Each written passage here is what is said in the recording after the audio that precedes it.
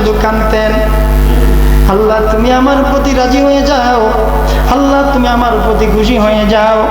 আমার নামাজ শুধু তোমার খুশির জন্য, আমার রোজা শুধু তোমার খুশির জন্য, আমার যত রকমের ইবাদত আছে সব কিছু একমাত্র তোমার খুশির জন্য।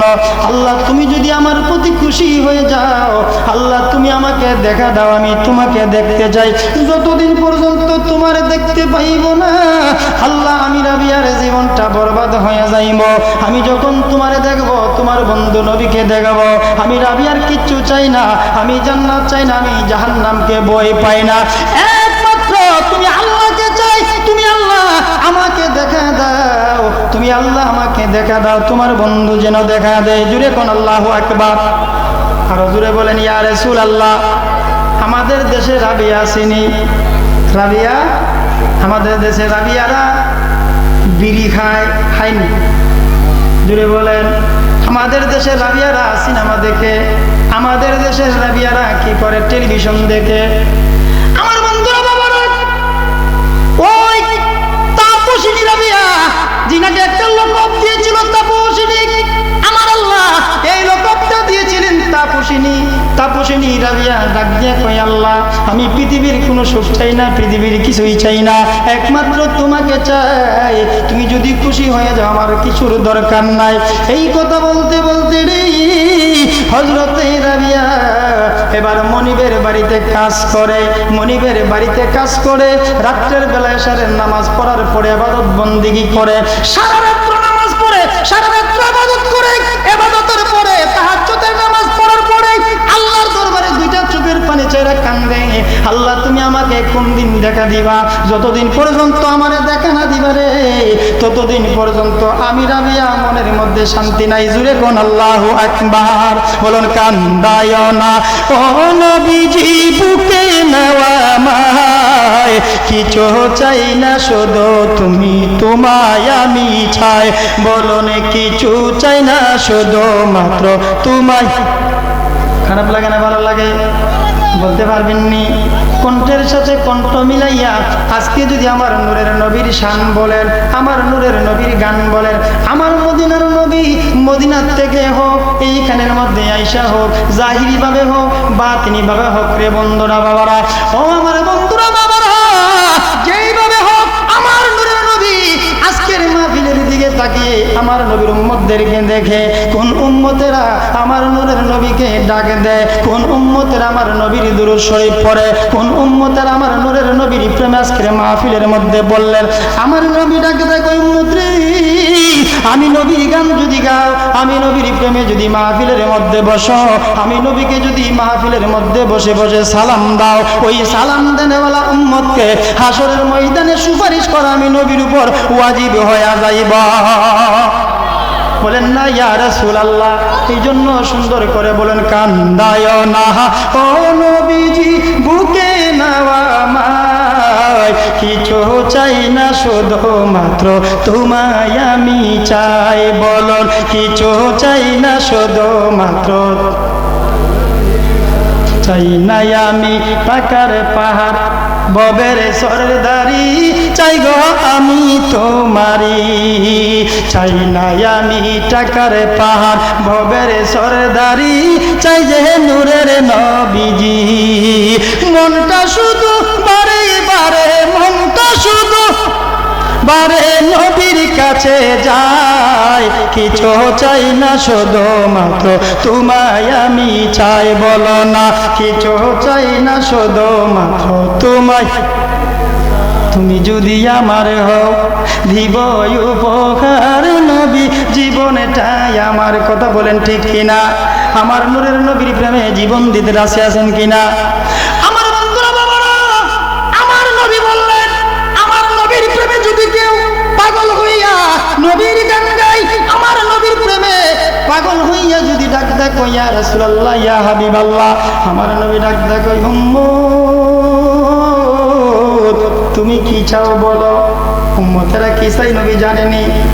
জোরে বলেন জানে কি জানে না? জানার ক্ষমতা দিয়েছেন কে? আমার নবী কই উম্মত কি চাও তোমরা বলো। আমার নবীর উম্মতেরা দুইটা ঠোঁট আলগি দিয়া, দুইটা সুট কাঁপতে কাঁপতে, চোখের পানি চাটতে চাটতে গান গাই আমার নবীকে পাওয়ার জন্য। কথা বলেন ঠিক কিনা? তোমরা যদি আমি নবীকে পাওয়ার জন্য যদি তোমরা যদি মনে মনে গান গাও, দুইটা চোখের পানি চাইরা চাইরা যদি শান গাও, আমি নবী ওয়াদা করলাম তোমার ভাঙ্গা ঘরে হাজির হইয়া যাইব। বলেন না ইয়া রাসূলুল্লাহ, তুমি যদি আমার হও দিব উপহার নবী জীবনটাই আমার। তুমি বললে চলে যাব, তুমি বললে চলে যাব, যে তাই নাও সে তাই, কিছু চাই না শুধু মাত্র তোমায় আমি চাই। বলো না কিছু চাই না শুধু মাত্র, বলো না কান্দায় না ও নবীজি বুকে নাও আমায়, শুধুমাত্র তোমায় আমি চাই। বলো কিছু চাই না শুধুমাত্র তোমায়। আমার বন্ধুরা বাবারা, হযরত রাবিয়া রাত্রির বেলা এশারের নামাজের পরে কান্দে, আল্লাহকে পাওয়ার জন্য কান্দে। মনিবের বাড়িতে সারাদিন কর্ম করে ফজরের নামাজের পরে ওরা যেই মনিবের বাড়িতে কাজ করতেন, বাবারে কষ্ট না করলে অলি হওয়া যায় না, ঠিক কিনা? কষ্ট না করলে আল্লাহর প্রেমিক হওয়া যায় না। রাবিয়া কেমন কষ্ট করেছেন বন্ধুরে। ও আমার মা বোনেরা গো, যদি রাবিয়ার মতো কর্ম তুমি করতে পারো, যদি রাবিয়ার মতো তুমি যদি কর্ম করতে পারো, বন্দেগী করতে পারো, আল্লাহকে যদি তুমি খুশি করতে পারো, তুমি হযরত রাবিয়ার মতো হয়ে যাইবা। কথা বলেন ঠিক কিনা? বন্ধুরা রে আমার, হযরতে রাবিয়া বসরি মনিবের বাড়িতে কাজ করে, দেখেন কত কষ্ট করেছেন। মনিবের বাড়িতে কাজ করে, মনিব তো হইল বাদশা, বাদশা নিয়েও সর্দার বাদশা, জমিদার, জমিদারের বাড়িতে কাজ করে। গভীর মনোযোগ খেয়াল করবেন, কত কষ্ট করেছেন। আর আমরা তো সহজে জান্নাত চাই, সহজ। ফজরের নামাজের কোনো খবর নাই। কথা বলেন ঠিক কিনা? ফজরের নামাজের খবর নাই। হে মিয়া, 24টা ঘন্টার ভিতরে আমার আল্লাহ রাব্বুল আলামিন বলেন, আমি তোমাদেরকে 24টা ঘন্টা উপহার দিয়েছি। এই 24টা ঘন্টার ভিতরে 2টা ঘন্টা তোমরা 2টা ঘন্টা মাত্র আমি আল্লাহর জন্য ব্যয় করবা, আর 5টা ঘন্টা তোমাদের জন্য ব্যয় করবা। আল্লাহু আকবার। এখন 2 ঘন্টা 22 ঘন্টা যদি আমরা দিতে পারি আল্লাহ, আর 2 ঘন্টা আল্লাহরে দিতে পারি না? জোরে বলেন পারি কিনা? 5 ওয়াক্ত নামাজ পড়লে মাত্র 2 ঘন্টা সময়। কি কোন এটার মধ্যে আমরা না সারাদিন শুধু টাকা পয়সা, ব্যবসা, বাড়ি গাড়ি এগুলি নিয়ে ব্যস্ত, ঠিক না? বলেন ব্যস্ত কিনা? হযরত রাবিয়া মনিবের বাড়িতে কাজ করে। বাবারে মনিবের বাড়িতে মনিব ডাক ডাকে, রাবিয়া গো, কবির মনোযোগ খেয়াল করবেন, আজকে আগামীকালকে আমার বাড়িতে একটা মেহমান আইব। কি আইব? জোরে বলে কি আইব? আমার বন্ধু আইব, আজকে একটু ফাঁক বেশি করতে হইব। কথা বলেন ঠিক কিনা? তো বন্ধুর বাড়িতে আইব বাসা, তো দেখবেন মুরগের রান, হাসির রান, বসের রান, গরুর রান, চিংড়ি মাছ। আমি একবার ফেসবুকে দেখছি, আমরা দেশের প্রধানমন্ত্রী নাকি আসছিল ওইদিকে মিঠামুখ, মানে 32,000 না কত তাদের খাবার তৈরি করছে। তাইলে হক রান যত আছে বন্ধুর জন্য তৈরি করছে। বন্ধু তো পরের দিন এসে বেড়াইতে এসে পরে, রাবিয়া তো আল্লাহর ওলি, গোপনে থাকে, গোপনে আড়ালে থাকে। হযরত রাবিয়া গোপনে রইলেন, চোখের পানি ছেড়ে আল্লাহর জন্য কান্দে। বাবারে এবার মনিব বন্ধুকে নিয়ে যখন দুপুরবেলা খাইতে বইছে, খেয়াল আছে তো? মনে আছে তো? খেয়াল করবেন বাবা, এত সহজ নয়। ইবাদত বন্দেগী না করে আপনি আল্লাহকে পাইতে অনেক কষ্ট সাধনা করতে হবে। যেই সাধনা করেছিল আল্লাহর ওলিরা, এইরকম সাধনা যদি আপনি আমিও করতে পারি, আমার আল্লাহ আপনার জন্য আমার জন্য জান্নাত রিজার্ভ করেছে। যেরকম ঠিক কিনা? আরো যেরকম ঠিক কিনা? 2 বন্ধু, এক বন্ধু মুরগের রান্না যখন টান দিছে, মুরগের রান্না টান্ডা জোড়াটা দেখছিনি? বেড়া কই বন্ধু, এই মুরগের রান হাড্ডির জোড়া আর মানুষের হাড্ডির জোড়া এক হইতে পারেনি। হে বন্ধু কেমনে কইতাম, আমি কি দেখছি মানুষের হাড্ডির জোড়া কেমন? হে বন্ধু হ একই মনে, আরেক বন্ধু না এক হইতো না। দুজনের মধ্যে কম্পিটিশন, তর্ক বিতর্ক হচ্ছে, বুঝছেন না? হঠাৎ করে কইতেছে, বন্ধুরে ঠিক আছে এখন দেখতে চাই মুরগের হাড্ডির জোড়া, তো মুরগ খাইলে দুষ্ট খাইলে জোড়া বাইরে গিয়ে, এখন মানুষের তো দেখবো কেমনে? মনিব ডাক ডাক, ঠিক আছে চিন্তা করো না বন্ধু, আমার ঘরে একজন দাসী আছে, বান্দি আছে, কর্ম করে পাক করে রান্না করে ঘর মুছে, ওই ঘর মুছতেওয়ালা, কর্মে কর্মেওয়ালা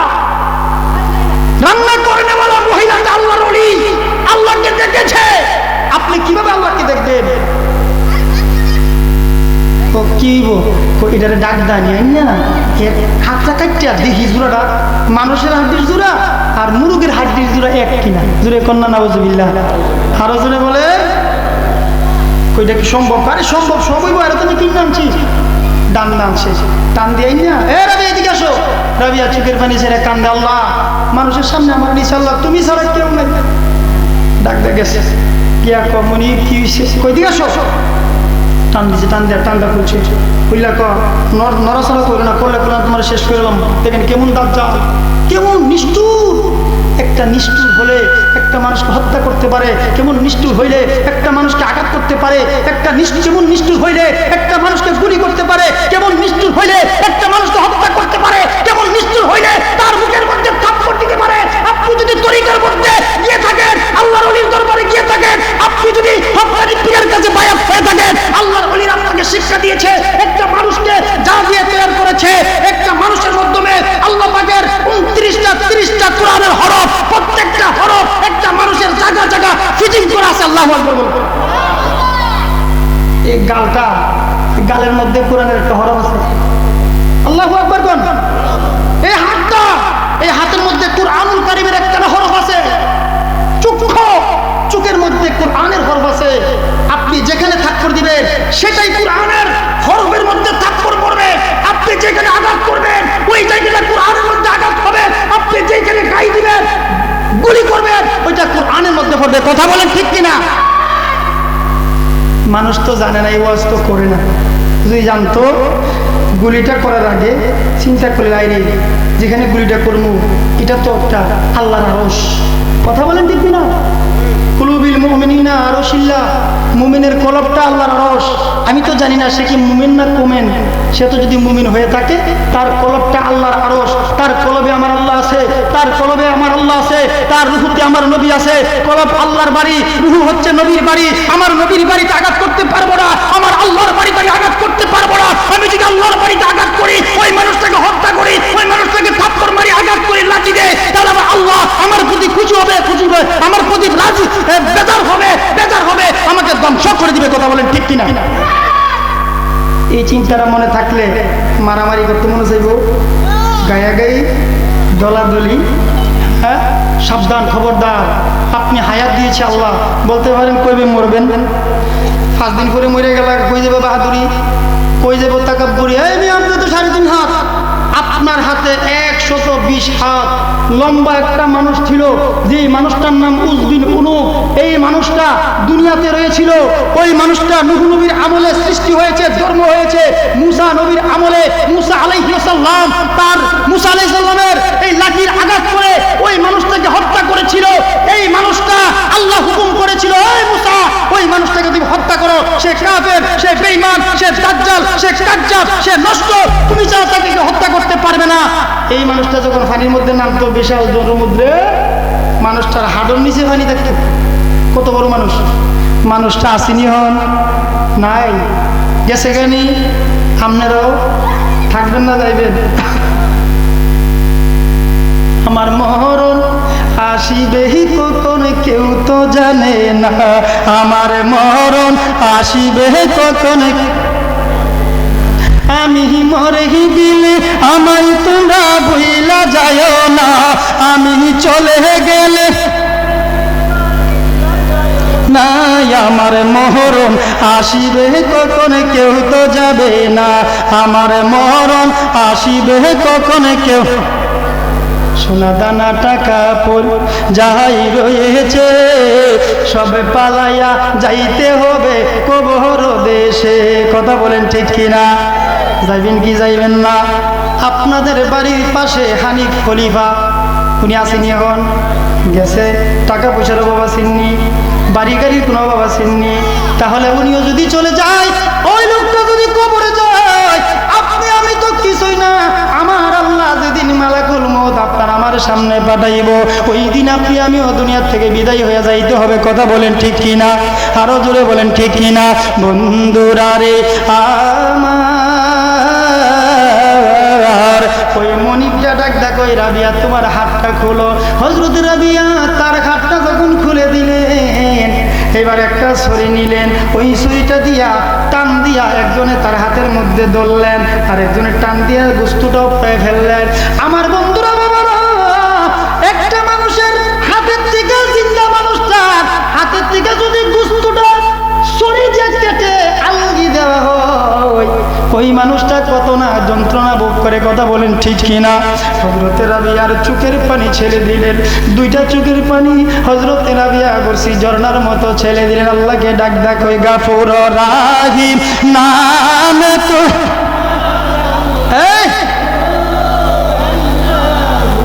ও আল্লাহ রহমান রাহিম নাম। আমার বন্ধুরা বাবারা, এইবার হযরত রাবিয়া হাতের গোস্তটা উল্টে আরে বাবা, এবার হাড্ডিটা বাইর করলেন। হযরত রাবিয়া বেহুশ হয়ে জমিনের মধ্যে পড়ে গেলেন। এবার হাড্ডির জোড়াটা দেখার পরে এবার জোড়াটা দেখি আবার হাতের গোস্তটা জায়গার মধ্যে দিয়ে দিলেন। হাতের মধ্যে দিয়া এইভাবে একটা রশি দিয়া প্যাকেট করে তাকে দৌড় করে দিলেন। হযরত রাবিয়া চোখের পানি ছেড়ে কান্দে, আমার আল্লাহকে দেখে, আল্লাহ আমি তোমার প্রেমে পাগল, তোমাকে দেখতে চাই, তোমার বন্ধুকে দেখতে চাই। আমার হাত কাটানো, আমার জিহ্বা যদি কেটে দে, আমার দেহটা যদি ফুসাইয়া যদি আলাদা করে দে, তারপরও আমি তোমাকে বলবো না, আমি তোমার প্রেম থেকে সরে যাইব না। আল্লাহ সকল দুঃখ দূর হয়ে যাইব, তুমি মাওলা যদি আমাকে দেখা দিতে পারো। আরো জনে বলেন ইয়া রাসূলুল্লাহ। সন্ধ্যা হয়ে গেলে রে বাবা, যেই মাত্র সন্ধ্যা হয়ে গেলেন হযরতে রাবিয়া বুসরি, সন্ধ্যা যখন হয়ে গেল, সন্ধ্যা হয়ে যাবার পরে এই কাটা হাতটাকে সঙ্গের মধ্যে দিয়া হযরত রাবিয়া কই, বন্ধুরে ও আমার মনিব, আমি আপনাদের রাজপ্রাসাদের মধ্যে থাকবো না, আপনাদের কাছে আমি থাকবো না, খাট পালঙ্গের মধ্যে থাকবো না, আমি সিংহাসনের মধ্যে থাকবো না, এই বাড়ির একটা কোণার মধ্যে একটা খেজুরের ডালা দিয়ে একটা ছোট্ট করে একটা ঘর তুলে দিবারে বাবা। যারা আরব দেশে গেছে আমার বন্ধুরা, তারা জানে খেজুরের ডালাকে পাতাগুলা ফেলাইয়া চাটির চার, মানে আমাদের মধ্যে শাশির বাট বানানো, শাশির বাটের মতন কইরা ফেসাইয়া এটাকে, মানে এটা ধান বলে, কি বলে? আমি ওমান গেছি 2-3 বার তো গেছি, আমি দুবাই গেছি, শারজা, ইন্ডিয়া তো অসংখ্যবার গেছি। তো আমি ওই দেশে দেখলাম ধান বানিয়েছে, ধান, এই ধান দিয়া উপরে একটা চাল, সাইডে দিয়ে বেড়া, এখন আছে। আল্লাহু আকবার বল। আমার বন্ধুরা বাবারা, হযরত রাবিয়া বুসরিকে এইভাবে ধান দিয়া চাটাই দিয়া বাড়ির সাইডে একটা ঘর করে দিলেন। ওই ঘরের মধ্যে রাবিয়া ইবাদত করে বন্দি করে। দুইটা চোখের মধ্যে বাবারে, দুইটা চোখের মধ্যে কোনোদিন মানে ঘুম দেয় নাই। বন্ধুরা রে আমার, এবার যখন ওই দিন কাটা হাতটা সঙ্গে করে নিয়ে এশারের নামাজ পড়ার জন্য ওই ছোট্ট এবারে খেজুরের ডালার ঘরের মধ্যে চলে গেলেন। খেজুরের ডালার ঘরের মধ্যে যাইয়া এবার ওইখানের মধ্যে যাইয়া আমার আল্লাহর জন্য নামাজ পড়তেছে। আল্লাহ তুমি খুশি হয়ে যাও। নামাজ পড়ার জন্য এশারের নামাজ পড়ে এবার